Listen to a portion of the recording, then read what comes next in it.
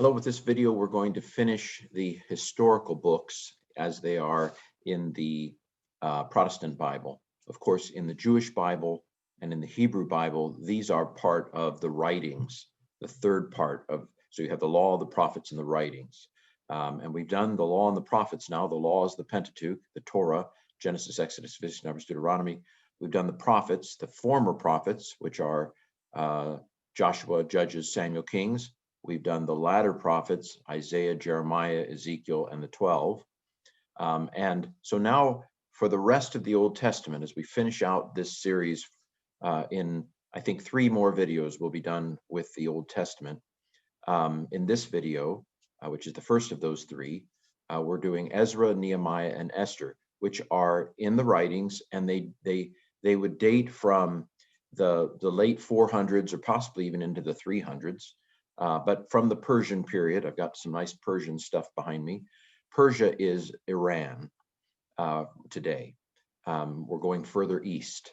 So the sequence of empires is the Assyrians are the first kind of really expansive empire in that part of the world in the 8th century BC, the 700s BC.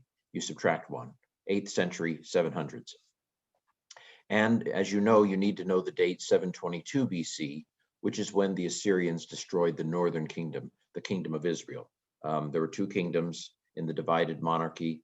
Israel was the top, Judah was the south. Judah survives the Assyrians. Okay, the Assyrians were centered in Nineveh, which is in the northern part of Iraq today, around Mosul. And then the Babylonians, from where, like, the center of Iraq is, Baghdad, for example, in the area of Baghdad would be where Babylon was. Babylon defeats the Assyrians, I think at the Battle of Carchemish. That just popped out of my head. I think that's right, in 621 BC. So now the Babylonians are the worldwide empire, or the, not worldwide, of course, it's just this part of the world. There were China, you know, other empires. But in terms of this part of the world, the Babylonians are in control. And they will be in control until the Persians beat them in 539 is when the Persians, I believe it's Cyrus beats the Babylonians. And so now the center of power in the Middle East is in Persia, Ecbatana, which is where Iran is today. And so it's in that period that in 538, Cyrus tells those who've been taken prisoner in Babylon that they can go back to Jerusalem if they want. And some do. Of course, many stay. Some go on to Persia. Esther is set in Persia. So some Jews decide, well, I'm going to go where the center of power is in the world. I'm going to go to New York City. I'm going to go to the Big Apple, which in that day was Ecbatana. And so we have some people like Mordecai and Esther. And so Ezra and Nehemiah are especially historical books, but let's dive right in. So Ezra and Nehemiah were originally one book. They've been separated. I don't remember exactly when that separation happens. Perhaps it happens with the Latin Vulgate. Perhaps it happens with the Septuagint, which is the Greek Old Testament. I actually don't remember where the separation happens, but in Hebrew, at one point, actually in the Hebrew Bible, there are 2 books as well, but they were at one point one book. And again, recounting some of the history I just gave you, but now seeing it, in 539, Cyrus liberates Babylon. I'm sure the Babylonians didn't consider it liberation, but the Jews there, we can now call them Jews because they are refugees from Judah. Many Jews return to Jerusalem in 538, the year after Babylon has been conquered by the Persians. In 516, the temple is rebuilt by Zerubbabel. Zerubbabel doesn't initially lead the return. There's somebody else like Shealtiel, I think, maybe if I remember correctly, the one who leads them back. But Zerubbabel is the one who rebuilds the temple. Of course, there were hopes. I think you can hear hints of hopes in the book of Zechariah that there would be a king reinstated, a son of David, but it doesn't happen. Instead, what will happen in the second temple period, because now there's a second temple. What will happen in the second temple period is that priests will actually be the primary authority, rather than any kind of royal.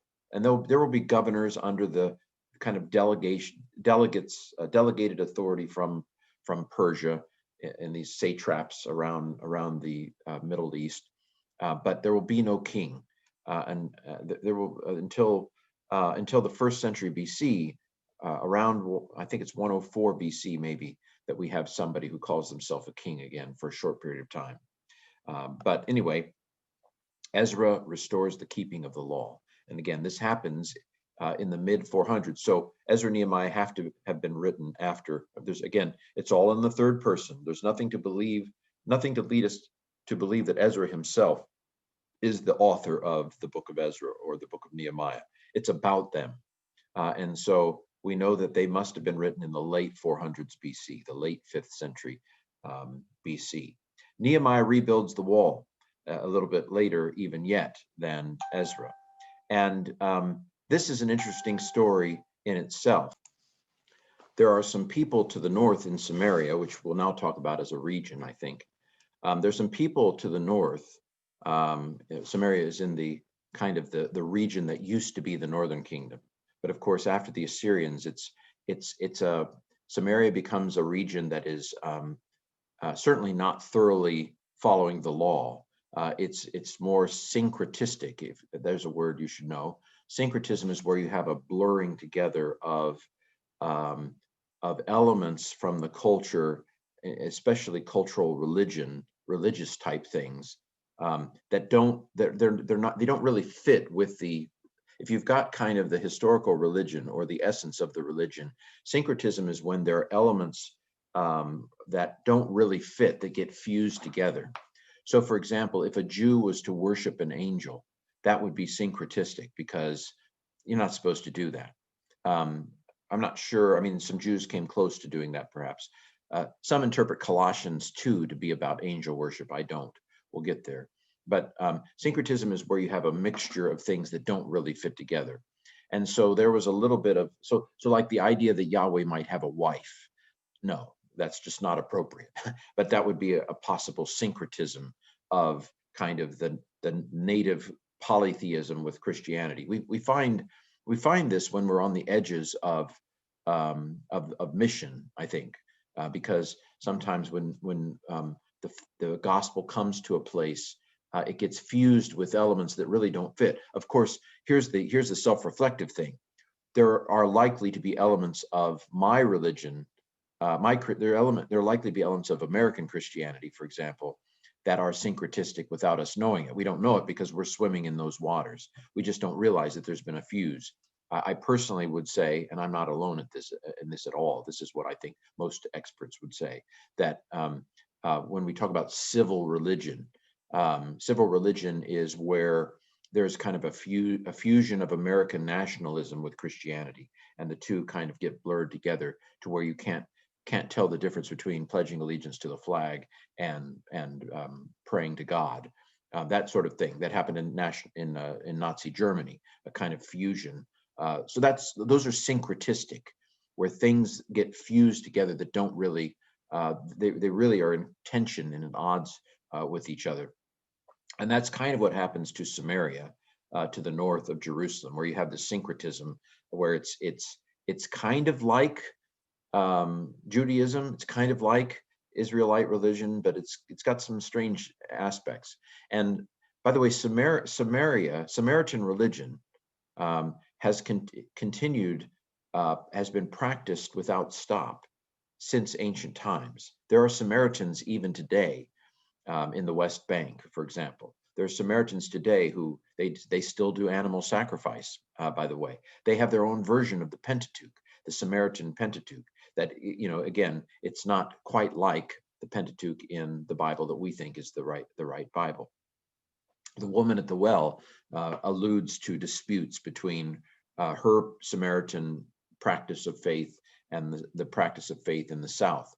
And so there are some people to the north. Sanballat is the name that pops. Boy, names are popping out of my subconscious today. I think it's Sanballat in Samaria that is telling the Persians, don't let Nehemiah rebuild this wall, because he realizes once the wall is complete, the city is locked and loaded. We're powering up, we're downloading the software. You know what I mean? Once the wall is complete, we have liftoff. Once the wall is complete, we have an established city, which you can close the gates now against a siege, like Hezekiah, right? It's ready to be it's fortified. It is now a defensible city. And so Sanballat realizes this up in Samaria, and he doesn't want Nehemiah to build this wall. But I love this story. I mean, Nehemiah builds the wall. They go around the clock. At night, they're rebuilding this wall to try to get it up, and it's 24/7, and he's stalling the bureaucracy while he's building the wall. And of course, the Persians don't seem to mind as long as they pay their tribute and are orderly. I'm sure the Persians, aren't too bothered. It seems, but I love this. This is maybe I shouldn't give this away about myself. That I love this, that Nehemiah is getting done what needs to get done, while all the stallers and all the bureaucracy are hemming and hawing. And he figures that he can get forgiveness for having a wall afterwards. Anyway, don't take that too far. Obviously, there are limits to that sort of a practice, but Nehemiah gets it done. He knows there needs to be a wall built, and he builds the wall. Finally, the book of Esther. The book of Esther is set in Persia. Now, I have colleagues who think, again, the question of genre, how does Esther want to be read? It's not a question of faithlessness or do you believe or do you not believe. It's a question of what's true. How does the book of Esther want to be read? And so most of us read it as a history. I have friends who think that Esther should be read as a novella, that it's not meant to be taken as history. Well, again, I think you can get the same truths from Esther one way or the other, but most of us take it as a history.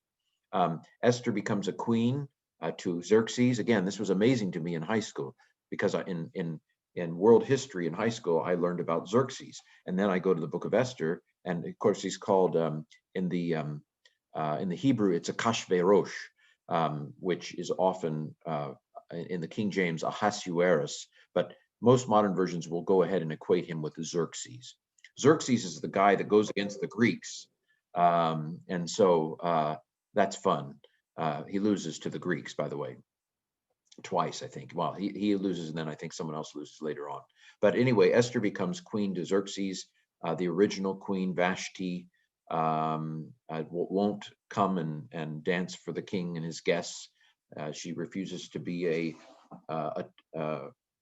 show for the king, which I think modern feminism would say, good for you. But of course, Xerxes then says, I'm never going to pay attention to you again. There's this process that happens. It's actually Esther is a curious book. It's the only book that it wasn't found among the Dead Sea Scrolls, which may lead us to believe that the Qumran community and the Essenes there, which is a group of Jews, did not like Esther.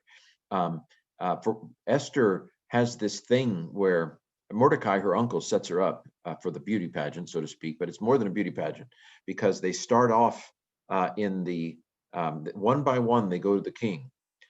They start off in the house of the virgins, they go into the king, and then they go to the house of the concubines. So it's pretty clear what's happening. They're going in and sleeping with the king and becoming part of his concubinage. Esther is part of that process, and we think, what in the world is going on here? But he picks her apparently as the number one. No, this doesn't mean she's his only wife. She's his only wife. She probably isn't, but she seems to be his number one wife after this process. But of course, there's a plot by Naaman to destroy the Jews. Mordecai finds out about it. He goes to Esther. He tells us, don't think that you're going to escape this plot just because you're hiding in the castle. It will be found out. You have no choice here. You need to do something. And who knows? And here's the most famous verse from Esther. Who knows if you have come to the throne for this reason?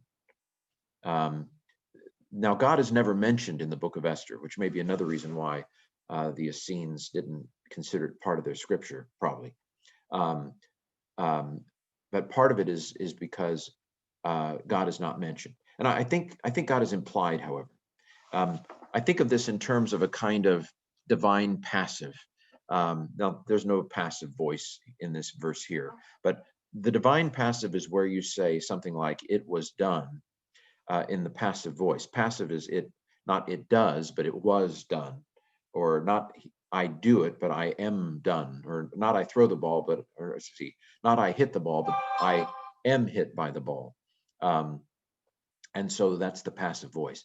And so when we talk about a divine passive, we say "it was done" and God did it. God's not mentioned, but the passive voice implies that God did it.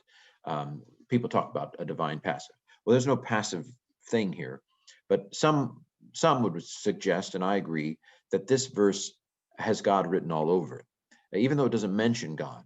By the way, the Greek version of Esther, which is in the Roman Catholic Old Testament, has some additions that do mention God. The Catholic version of Esther in the Old Testament, based upon the Greek, has prayers, and so it's a lot more kosher, as it were, in the way that the Greek tradition has expanded the book of Esther with some things. Now, to me, God's will is mysterious. I am not one. So we've introduced in this series the idea, the contrast between God's directive will and God's permissive will. I believe God allows some things to happen that aren't his ideal. He allows them because of the big picture. C.S. Lewis talks about this quite a bit, that if God determined everything, that would make that God was he would be the author of evil. He would be responsible for all evil. And the difference between good and evil would in effect disappear, because God would be directly responsible for all of it. That the way that Lewis and the Wesleyan tradition, and I personally would handle this, is to say, is that God has created a system that is overall good, but that God allows individuals to disobey, at least for the time being. And that when God allows free will, it's not exactly free, perhaps, but that's a philosophy question. That when God allows people to choose the evil, then a lot of things are going to happen that aren't ideal and that aren't God's first will. They're God's permissive will, but they're not his directive will. And so God intervenes sometimes to protect us, but sometimes he doesn't. Sometimes he allows evil to take its course. And so I would say that it simply is not. Christianity deconstructs and unravels if God doesn't allow some things to happen rather than direct them to happen. And so I'm not one of those who would say that everything happens for a reason. That to me is pop theology. Well, it's true in a way, but it's true in the big picture. It's not true in the sense that God is trying to teach you a lesson for every bad thing that happens to you in terms of a very specific kind of thing. But there are times, I believe, where God has very specific intentions and very specific purposes, and this seems to be one of them. This seems to be a time where God has a very specific purpose for allowing Esther. And again, this idea of God meeting us where we are, this idea of her going in and sleeping with the king and joining his concubines. I mean, that's not God's first plan at all. This is another example of God meeting people where they're at, because apparently in Persia at that time, Mordecai doesn't have any sense of what God's ideal sexual moray would be. You know what I mean? He is so detached, but God meets him where he's at, which suggests again to me that there's a statement in Romans 14: nothing is unclean in of itself. If you think it's unclean, it's unclean. And so this is a wild and wacky situation, but Esther and Mordecai are living for God as best they know how, I think. Although you could make an argument that Esther is a type at this point of a nominal Christian. you could make a case, I suppose, that Esther may not take her faith. Now, Mordecai, he is definitely portrayed as taking his faith seriously. But did Esther take her faith seriously? Well, she's about to. This is a moment where she gets to make a choice. Which way is she going to go? Is she going to go to the right, or is she going to go to left? And of course, she chooses to obey God, and she takes this cause to the king, to King Xerxes, and Xerxes does in fact set in motion a way for the Jews to not only to escape death, but to be empowered. And of course, Haman ends up hanged on the noose that he himself has built. And the Jews still celebrate the Feast of Purim. The Feast of Purim on the Jewish calendar is another feast that celebrates the liberation of the Jews from their horrid situation in Persia under King Xerxes because of the plot by Haman. Well, lots of things that we can discuss, lots of things that we can ponder, but that's at least a snapshot of the book of Esther.